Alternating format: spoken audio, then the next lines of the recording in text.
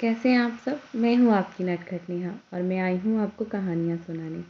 चलिए जानते हैं अगले भाग में क्या हुआ है। जिया का गांव शहर से काफ़ी दूर था। वो गांव से बिलोंग करती थी। शहर की तरह वहाँ पर ज़्यादा चहल पहल भी नहीं थी। शाम का वक्त था क्योंकि उन्हें बाज़ार में बहुत ज़्यादा वक्त लग गया था। जिया बाहर की शांति देखकर काफ़ी खुशी महसूस कर रही थी। विराज को मुस्कान उसकी प्यारी लग रही थी। वो उसे खुश देखकर खुश था। लेकिन आज विराज को जिया के बारे में कुछ पता करना था। विराज जिया के बारे में सब जान लेना चाहता है जो उसे बिल्कुल नहीं पता। विराज ने जिया और उसके परिवार के बारे में काफ़ी कुछ पता किया है, काफ़ी कोशिश की है, लेकिन बहुत कुछ अजीब है। जैसे 2 साल पहले हुए हादसे के बारे में किसी को कुछ नहीं पता, किसी रिश्तेदार, किसी फैमिली मेम्बर। ऐसा लग रहा है जैसे कुछ तो था जो छुपा हुआ था, जो शायद छुपाने की कोशिश की जा रही थी। विराज को तो शायद इस बात का पता ही नहीं था। उसे पता चलता भी नहीं अगर जिया उस दिन नींद में डरने के बाद उस हादसे के ज़िक्र को ना कर देती, उस बारे में उससे बात ना कर लेती। फिर एकदम से उसका पूरा बिहेव बदल जाना विराज को खटक सा गया था। विराज को जानना था कि जिया के साथ हुआ क्या था। ऐसा क्या था जो वो इतना वीक महसूस करती थी, वो इतना डरी डरी रहती थी। उसके परिवार वाले उसे बाहर भी नहीं जाने देते थे। कमाल की बात थी, जिया को कोई दोस्त या कोई सहेली भी नहीं थी। ये बहुत अटपटा था। वो 20 साल की थी, कॉलेज जाती थी, दोनों की शादी को 4-5 दिन हो गए हैं। जिया के माँ पापा के फ़ोन के अलावा किसी रिश्तेदार का या किसी दोस्त, किसी सहेली का फ़ोन नहीं था जिया के पास आया। और ये अटपटा था। और जिया की बातों में भी किसी का जिक्र नहीं, बस उसके माँ पापा और उसके भाई, बस इन्हीं 3 लोगों का जिक्र वो करती थी। विराज को जिया के बारे में सच जानना था। ऐसा क्या था जो छुपा हुआ था? क्या जिया की ज़िंदगी का कोई पहलू था जो उसे समझना था, जो वो छुपा रही थी? अब ये तब होगा जब जिया उसे खुद बताएगी। विराज जिया का भरोसा जीत लेगा। जिया अभी तो उसे कुछ भी बताने को तैयार नहीं थी। शायद उसके अंदर कोई डर हो, लेकिन समय के साथ वो सब ठीक कर देगा, ये उसे भरोसा था। जिया नींद में डरती थी। उसके चेहरे पर एक अजीब सा दर्द दिखाई देता था और ये विराज नोटिस कर रहा था। वो सोते वक्त बहुत घबराती, उसकी आंखों से आंसू बहते और फिर एक पल में वो शांत भी हो जाती। विराज ने ये सब देख लिया। उसके मन में एक पल के लिए ये भी आया कि कहीं जिया का पुनर्जन्म तो नहीं, लेकिन दूसरे ही पल उसने इस ख्याल को अपने मन से निकाल दिया। अगर ऐसा होता तो जिया उससे शादी नहीं करती। जिया की शादी जिस इंसान से हुई थी वो उससे बहुत मोहब्बत करती थी, शायद इतनी कि कोई सोच भी नहीं सकता था। तो फिर वो उससे शादी क्यों करती? वो तो उसकी यादों के साथ रहने को बेतैयार थी ना। उसने उसकी यादों के सहारे अपनी ज़िंदगी जीनी चाही, उसे मौत मिली, तो वो विराज से शादी क्यों करती? विराज को जानना है कि जिया के साथ क्या हुआ है। अब ये तो उसे सब तब पता चलेगा जब वो जिया का भरोसा जीत लेगा। जिया से वो इतना प्यार करता है कि कोई सोच भी नहीं सकता। पर जिया उससे अभी प्यार करती है कि नहीं, ये बात बहुत ज़्यादा सवाल खड़े करती थी। शायद जिया को वक्त लगेगा। कार में बिल्कुल खामोशी थी। खामोशी को देखकर विराज ने गाने को चला दिया। बहुत खूबसूरत सा गाना उन दोनों की भावनाओं को जैसे व्यक्त कर रहा था। दोनों बस मुस्कुरा देते हैं। विराज ने जिया का हाथ पकड़ लिया था तो जिया चुपचाप से खिड़की से बाहर देख रही थी। लगभग 1 घंटे का सफ़र तय कर वो लोग जिया के घर पहुंच गए थे। उस घर को देखकर विराज को अपनी पिछली ज़िंदगी की कुछ पुरानी यादें याद आ गई थी। पिछली ज़िंदगी में जब जिया की शादी हुई तो विराज पूरी रात घर के बाहर था, अपनी गाड़ी में। वो कितनी बार सोच रहा था कि वो अंदर जाकर जिया के परिवार को बता दे कि वो उससे प्यार करता है, लेकिन सुबह तक वो हिम्मत नहीं कर पाया। जब बारात नहीं आई तब भी उसकी आंखों में यही सब था। जब बारात आई तब उसकी आंखों में आंसू थे। वो आंसू लेकर लौटा था। आज भगवान से वो सोच रहा था कि भगवान ने उसे मौका दे दिया। उसने उस लड़की का हाथ पकड़ा हुआ था और वो उसी घर के सामने खड़ा था। पिछली ज़िंदगी में वो यहाँ से खाली हाथ गया था। पूरी रात वो यहाँ पर खुद से जंग लड़ता रहा और अंदर जिया के हाथों में मेहंदी लग रही थी। शायद उसकी किस्मत में बहुत दर्द था, तभी तो उसने मरकर इस ज़िंदगी को पाया था। वो पुरानी यादें उसे दर्द के सिवा कुछ भी नहीं देती थी। वो बार बार उसे याद कराती कि भगवान ने उसे मौका दिया है सब कुछ ठीक करने का। जिया तो अपने घर को देखकर इतनी ज़्यादा खुश थी कि उसके चेहरे पर स्माइल जाने का नाम नहीं ले रही थी। सबसे पहले सोहम भागकर आया और जिया के गले लग गया। दोनों भाई बहन बहुत इमोशनल थे। दोनों इतना लड़ते भी थे लेकिन एक दूसरे पर जान छिड़कते थे। सोहम बहुत ज़्यादा समझदार है, भले ही वो छोटा है, पर अपनी बहन की बहुत ज़्यादा परवाह करता है। जिया अपने मम्मी पापा से मिलती है। विराज भी उनके पैर छूकर उन्हें प्रणाम करता है। आसपास के लोग भी सब लोग देख रहे थे। विराज इतना हैंडसम था कि क्या ही कहने, ऊपर से वो इतनी महंगी कार लेकर आया था। जिया को थोड़ी सी शर्म भी आ रही थी। ये सब नॉर्मल है, यहाँ पर सबके पास इतनी महंगी कार नहीं होगी। और जो गाड़ी विराज लेकर आया था उसका नाम तो जिया को भी नहीं पता था।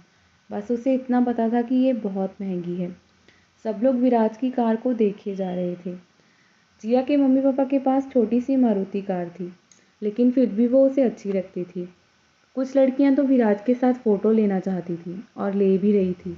विराज बस मुस्कुरा रहा था। उसे समझ नहीं आ रहा था कि क्या करना चाहिए। तभी सोहम वो सबको डांटते हुए कहता है कि मेरे जीजू की कार से दूर रहो, उसे ख़राब मत कर देना और मेरे जीजू से भी दूर रहो। विराज को खुशी होती है कि सब लोग उसकी कितनी परवाह कर रहे थे।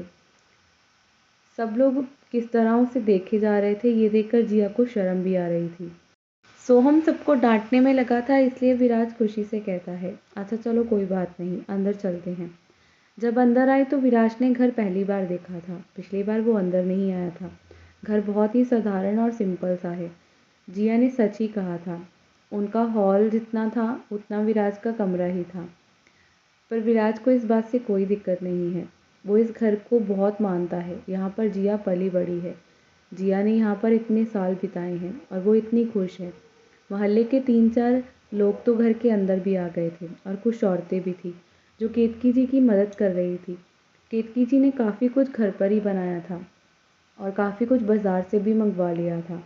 वैसे तो गाँव है, बहुत ज़्यादा स्पेशल कुछ नहीं मिलता, इसलिए उन्होंने बहुत सारी चीज़ें जो जिया की पसंद की हैं वो घर पर बनाई थी और बहुत मेहनत से। उन्हें भरोसा था कि जिया को ये सब पसंद आएगा। जैसे ही खाना परोसा गया तो जिया ने अपने होठों पर जीभ फहराई और देखते ही कहा, आज तो मज़ा ही आ जाएगा। उसकी ये बचपने भरी बातें सुनकर सब लोग हंसने लगते हैं। सबसे पहले उन्हें थोड़ा थोड़ा स्नैक्स परोसा गया था जो घर पर ही बनाया गया था। वैसे तो रोज़ ये सब कोई नहीं खाता, विराज तो बिल्कुल भी नहीं खाता, पर आज वो भी थोड़ा बहुत खा लेता है। इतना ऑयली उसे पचता ही नहीं है क्योंकि वो हेल्थ कॉन्शियस इंसान था। जिया तो पकौड़ों पर इस तरह टूट पड़ी थी जैसे उसे कभी खाने को नहीं मिलते। केतकी जी विराज की प्लेट में खाना रखते हुए कहती हैं, अरे बेटा तुम भी खाओ। विराज बस हल्का मुस्कुराकर कहता है, मैं कोई खा लूँगा मॉम, आप चिंता मत करें। उसके बोलने का तरीका इतना एलिगेंट था कि मोहल्ले की औरतें मुस्कुराकर कहती हैं, काश उनकी बेटियां भी इतने अमीर घर के लड़कों से शादी कर लें। एक आंटी जो बिल्कुल पास वाली पड़ोसन थी वो जिया को कहती है, ये तो ऐसे खा रही है जैसे 4-5 दिनों से खाने को ही ना दिया हो ससुराल वालों ने। क्या देखो तुम्हारी बुक्कड़ बेटी पकौड़ों पर टूट पड़ी है। जिया ने मुंह बनाया और प्याज के पकौड़े अपने मुंह में भरते हुए कहा, ये सब वहाँ खाने को नहीं मिलता, मम्मी के हाथ के पकौड़े तो यहीं मिलते हैं। वो बोल तो क्या रही थी किसी को समझ नहीं आ रहा था। केतकी सी परेशान थी, कहीं विराज बुरा ही ना मान जाए। लेकिन ये सब नॉर्मल है, गांव में एक दूसरे को ये सब कहना बहुत छोटी बात है। थोड़ी देर बाद वो लोग बातें करते हैं और फिर रात भी हो जाती है। अभी थोड़ा सा वक्त था तो विनोद जी कहते हैं, तुम लोग फ्रेश हो जाओ। केतकी जी को इशारा किया उन्होंने ताकि वो उन्हें अपना कमरा दिखा दे। केतकी जी उन्हें अपने कमरे की तरफ ले गई। वहाँ लगी तस्वीरें विराज देख रहा था और उसे 1 मिनट में समझ आ गया कि ये जिया का नहीं बल्कि उसके मम्मी पापा का कमरा है और ये तो बिल्कुल ठीक नहीं है ना। विराज ने नॉर्मल भाव से कहा, मॉम ये जिया का रूम नहीं है क्या?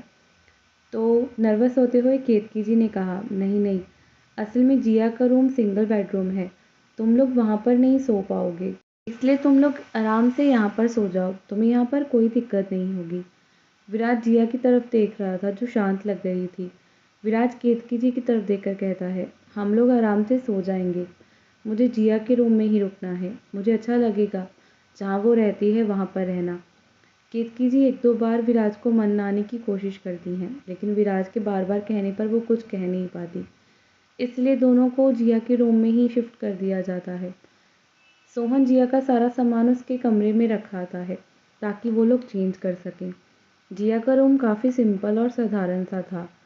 विराज जैसे ही जिया का रूम देखता है वो हैरान था। इतना सिंपल रूम, मतलब इसकी कोई ख्वाहिश नहीं थी क्या? बिल्कुल सादगी से भरा हुआ।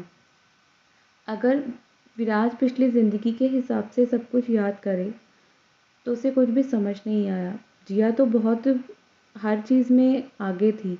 उसे पूरी दुनिया घूमनी थी, उसे फ़ॉरेन जाना था, उसे पेंटिंग का शौक़ था, वो पढ़ने में बहुत लायक थी। लेकिन यहाँ उसका कमरा देखकर लग रहा था कि उसके पास कुछ भी नहीं था। उसके कोई शौक़ नहीं थे, उसकी कोई इच्छा नहीं थी। विराज जिया की तरफ देख रहा था और कहता है, तुम्हारा रूम काफ़ी सुंदर है पर बहुत ही सिंपल भी है। जिया कुछ भी नहीं कहती, बस रूम को देखती रहती है। विराज ने उसे पीछे से गले लगाकर कहा, क्या तुम्हारे मन में कुछ है तो तुम मुझे कह सकती हो, मैं पहले भी कह चुका हूँ। मुझसे छुपाने की ज़रूरत नहीं है, हमारे बीच कुछ भी छुपा हुआ नहीं होना चाहिए जिया। विराज की ये बातें बहुत अच्छी थी। जिया खिड़की से बाहर देख रही थी। बाहर अंधेरे के अलावा कुछ भी नहीं था। उसे नहीं पता था उसे क्या कहना है। वो बहुत अजीब महसूस कर रही थी। उसने बस इतना कहा, आपको पता है, तारे मुझे बहुत अच्छे लगते हैं, मुझे बहुत सुकून भी देते हैं, क्योंकि इनका कोई शोर नहीं। जिया की ये अजीब सी बातें विराज को हैरान कर गई, पर उसने कुछ कहा नहीं। जिया ने खोए हुए स्वर में कहा, हमने 2 साल पहले क्या क्या खो दिया। इतना कहते ही वो एकदम से चुप हो गई। विराज को समझ नहीं आया। उसने जिया को पलटा। उसकी आंखों में बेतहाशा दर्द। वो पूछ पाता उससे पहले ही कमरे पर ठक ठक की आवाज़ से कमरा नॉक होने लगा। आज जिया की आंखों में उदासी और दर्द था। ऐसा क्या हुआ था? विराज फिर से अपनी उलझन में खो गया था। वो नहीं जानता था कि जिया किस बारे में बात कर रही थी। रूम पर ठक ठक की आवाज़ से जिया रूम को खोलने के लिए चली जाती है। उसने महसूस किया कि उसने गलत कह दिया, इसलिए वो विराज से दूर भी हो गई। बाहर केतकी जी खड़ी थी, हाथ में टॉवल था। शायद जिया के वॉशरूम में टॉवल रखना भूल गई थी। जैसे ही उन्होंने सामने जिया की आंखों में देखा, वो समझ गई उनकी बेटी दर्द में है। उनकी बेटी जिस डर से गुजर रही थी, वो बहुत बड़ा था। वो अपनी बेटी को शांत रहने का बस इशारा करती हैं। जिया के अतीत के पन्ने शायद बहुत गहरे थे और कोई नहीं चाहता था कि जिया का अतीत बाहर आए। और केतकी जी भी नहीं चाहती कि विराज जान ले जिया के साथ क्या हुआ है। वो जब जो कुछ छुपा हुआ है बस उसे छुपा कर रखना चाहती हैं। जिया दुनिया के सामने मुस्कुराती, शरारती और हंसती लड़की है, पर उसके पास दर्द के सिवा कुछ भी नहीं। उसके अतीत के पन्ने दर्द से भरे हुए थे। जिया विराज की तरफ पलटी तो उसके चेहरे पर वही मुस्कान थी जो सुकूनदायक थी। विराज को कुछ भी समझ नहीं आया। वो पूछना तो चाहता था पर उसने कुछ भी नहीं कहा। पहले जिया का भरोसा जीतना होगा, जो ज़्यादा ज़रूरी है। विराज जिया के हाथ में टॉवल देखकर मुस्कुराते हुए कहता है, मैं फ़्रेश हो जाता हूँ, मेरे कपड़े निकाल दो। जिया ने बस अपना सिर हाँ में हिला दिया। विराज वॉशरूम में जाकर आईने के सामने खड़ा था। वॉशरूम भी काफ़ी छोटा था और सिंपल सा था। वो बस सोच रहा था कि जिया के बारे में जल्दी ही पता करना होगा। जिया क्या छुपाना चाहती है? अब तो जैसे उसे यकीन हो गया था कि कुछ था जो छुपा हुआ था बहुत वक्त से। पर कैसे? जिया के अंदर कौन सा दर्द है? जब विराज फ्रेश होकर आया तो जिया ने उसके कपड़े निकाल दिए थे। विराज ने अपने कपड़े लिए और चेंज करने लगा।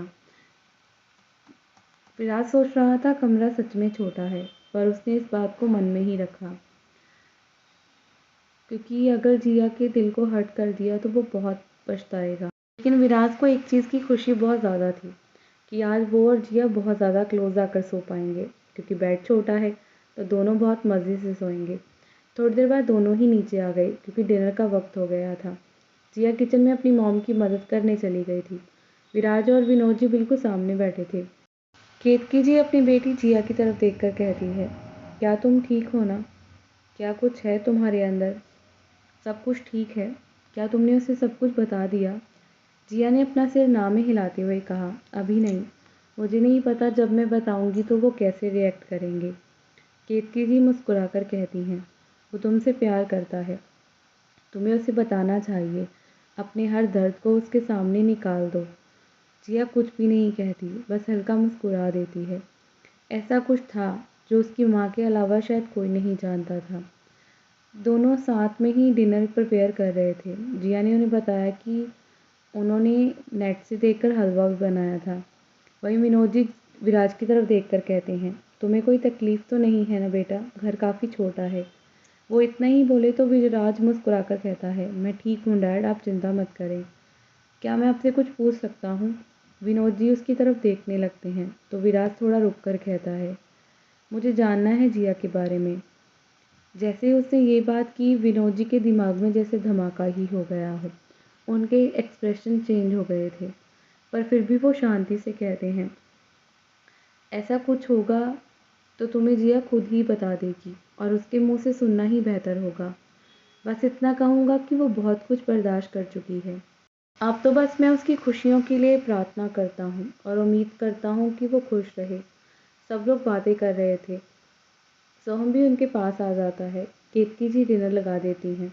डिनर में हर चीज़ विराज और जिया की पसंद की ही थी। हल्की फुल्की बातों के बाद डिनर ख़त्म हो गया था।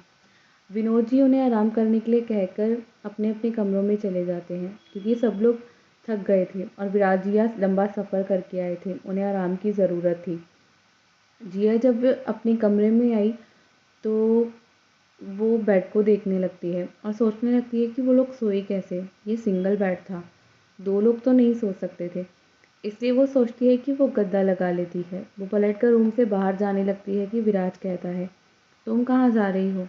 जिया ने बहुत मासूमियत से कहा, हम एक्स्ट्रा गद्दा लेने जा रहे हैं। विराज उसे पकड़कर अपने करीब करते हुए कहता है, पर एक्स्ट्रा गद्दा क्यों? हमें क्या ज़रूरत है इसकी? हम एक गद्दे पर आराम से सो सकते हैं। जिया उस बेड को देखकर कहती है, हम उस पर कैसे सो सकते हैं? ये सिंगल बेड है। विराज उसकी कमर में हाथ डाल उसे अपने पास करते हुए कहता है, पर हम आराम से सो सकते हैं। मुझे नहीं लगता कोई दिक्कत है। हम इसी पर सोएंगे। विराज की आंखों में जिया के लिए प्यार था, जो हमेशा होता है। जिया काफ़ी नर्वस थी, उसे बहुत डर लग रहा था। विराज उसे छेड़ता था, उसके साथ फ्लर्ट भी करता था और ये काफ़ी मस्तीखोर भी था। विराज ने हल्के से जिया के कान में कहा, क्या हुआ? वो उसे तंग करने के मूड में था। जिया उसकी करीबी से बहुत नर्वस हो जाती थी। उसने अपनी आंखें बंद कर ली। उसकी तो धड़कनें ही बढ़ गई। वो दोनों बहुत करीब खड़े थे। दोनों ने ध्यान ही नहीं दिया कि रूम का डोर खुला हुआ है। उन्होंने बंद नहीं किया है कि तभी वहाँ पर केतकी जी आ गई, उनके लिए दूध लेकर। जैसे वो अंदर आई, उन दोनों को इतना करीब देखकर वो खुद भी घबरा गई। वो जल्दी से पलटते हुए कहती है, माफ़ करना बच्चों, मुझे पता नहीं था। उनकी बातों में अलग सी शर्म थी। तो जिया और भी ज़्यादा लाल हो गई। तो विराज तो मुस्कुरा ही देता है। विराज तो बस जिया को तंग कर रहा था। जिया अब क्या ही कहती कि वो शर्मा रही है। जिया की मॉम जल्दी से कहती हैं दूध, और वो रखकर गुड नाइट बोलकर वहाँ से चली जाती हैं। उनके जाते ही डोर बंद हो जाता है, जो विराज ने किया था, और वो जिया को देख रहा था। उसने जिया का हाथ पकड़कर उसे बेड पर बिठाया और उसकी गालों को सहलाते हुए कहा, मुझे क्यों लगता है तुम मुझे कुछ कहना तो चाहती हो, बस कह नहीं पाती हो। जिया बिल्कुल चुप रही। उसके मुंह से शब्द नहीं निकले। 2 साल पहले एक हादसा हुआ था जो उसकी आंखों के सामने घूमने लगा। वो बिना किसी बात के घबराती नहीं थी। कुछ था जो उसकी ज़िंदगी में उसके अंदर डर बनकर बैठा हुआ था। उसकी आंखों में कुछ था, वो किसी को कह भी नहीं सकती थी। उसे समझ नहीं आ रहा था कि क्या कहे। हर चीज़ के पहलू होते हैं। क्या विराज उसके अंदर के दर्द को समझ लेगा? विराज ने पूछने की बहुत कोशिश की, पर जिया ने स्माइल करते हुए कहा, कुछ भी नहीं है, बस दूध पी लीजिए, ठंडा हो जाएगा। वो इतना बोलकर खिड़की के पास जाकर खड़ी हो गई। विराज ने उसे फिर से पीछे से गले लगा लिया और बाहों में भरकर चुपचाप खड़ा हो गया। दोनों के बीच गहरी खामोशी थी। ठंडी हवा उन्हें छूकर जा रही थी।